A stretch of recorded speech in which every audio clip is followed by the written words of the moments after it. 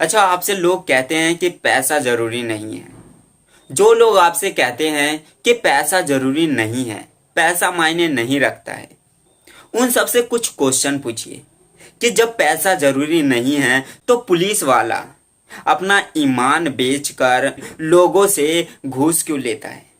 जब पैसा जरूरी नहीं है तो एक इंसान दूसरे इंसान के अंदर का बॉडी पार्ट निकालकर बेशरम होकर अपनी इंसानियत को भूलकर उसे कुछ पैसों में क्यों बेच देता है, उसका जान क्यों ले लेता है। जब पैसा जरूरी नहीं है तो लोग मात्र कुछ पैसों के लिए लोग एक दूसरे को धोखा क्यों देते हैं। जब पैसा जरूरी नहीं है तो हॉस्पिटल में हद से ज्यादा गरीब हो या फिर अमीर, इलाज के लिए उनसे पैसे क्यों लिया जाता है।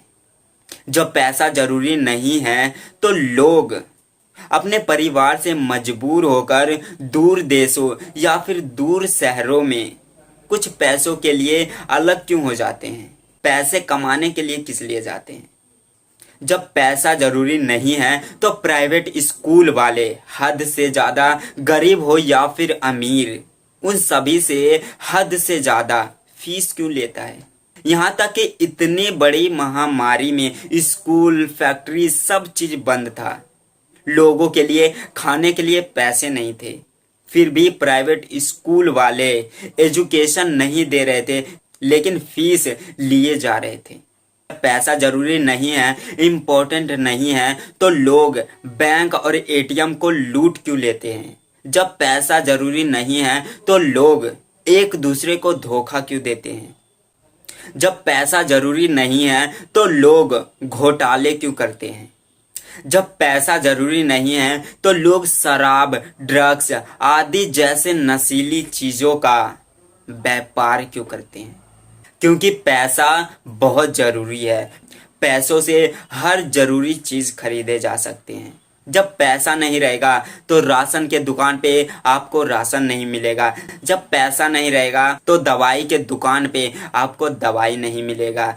जब अनाज नहीं खरीद पाओगे तो भूखे रह जाओगे। जब दवाई नहीं खरीद पाओगे तो मर जाओगे। क्योंकि पैसा बहुत जरूरी है।